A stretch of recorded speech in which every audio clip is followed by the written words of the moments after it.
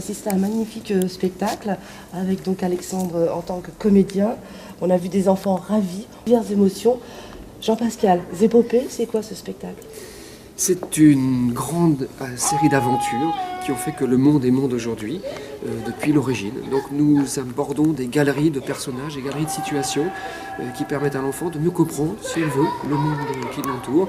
Et puis ça finit par cette poésie où nous laissons la planète aux enfants, à eux, avec plein d'espoir dans la musique qui porte ce moment-là, à eux de l'apprendre, de la conserver et de faire que l'histoire continue et belle. Et belle. Alors, comment on s'adapte ce spectacle? Comment on choisit le comédien? Comment est-ce que Alexandre a été, entre guillemets, recruté en tant que comédien? Tout ça, ce sont des histoires de rencontres. Je connaissais le travail d'Alexandre au préalable. J'aime son travail, j'aime le rapport au public qu'il a. Moi, je travaille en direction du jeune public, j'écris, je mets en scène. J'ai cette notion, cette expérience.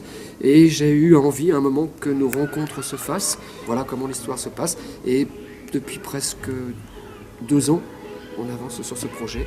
Mais vraiment, depuis 3 mois, fortement. Et ça s'est fait, et ça se fait fort bien. Alors Alexandre, comment est-ce que vous avez travaillé ce personnage, ce clown qui... On a envie qu'il soit notre ami. Il est très émouvant ce clown. Alors comment vous l'avez travaillé? C'est une histoire, je pourrais dire que c'est une histoire de toute ma vie. Ça fait pendant presque 40 ans que je joue. Je suis sur scène, avant j'étais acrobate, etc. Et il m'a fallu tout ce temps pour arriver à ce que je fais aujourd'hui. C'est une somme de plein de choses, d'aventures, de vie, d'expériences, de tous les jours, d'être... Voilà, c'est comme un...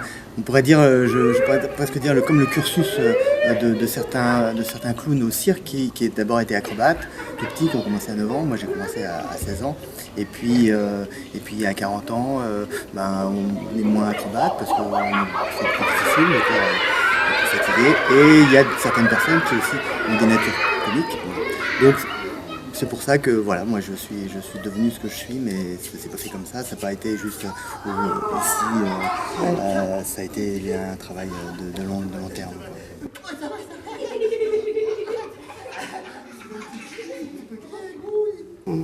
Alors, est-ce qu'il est facile Alors, on est clown, mais ce clown, par moments, il nous fait rire.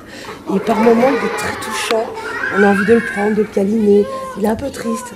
C'est difficile de passer de... C'est très gentil. Non, c'est les émotions humaines. Je mets qui je suis aussi à l'intérieur de ce personnage. Ça me permet aussi d'exulter, d'exorciser aussi des stress, des douleurs. Voilà, avec tout ce qui se passe dans le monde à l'heure actuelle.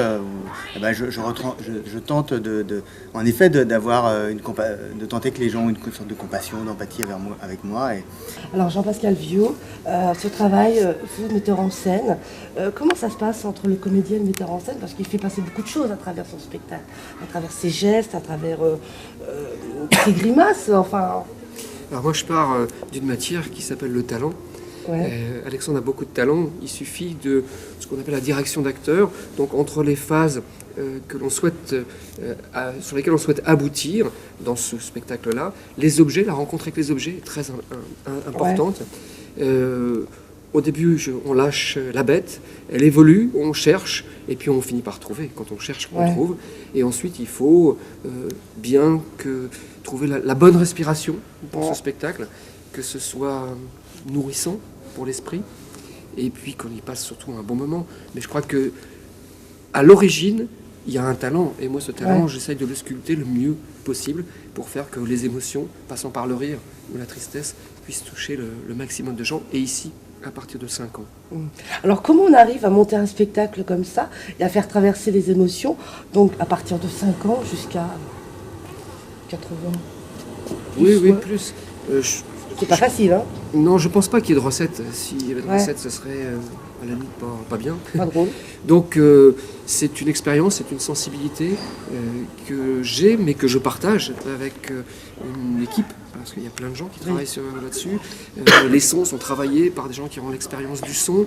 Moi, je donne des directions et les gens travaillent dessus.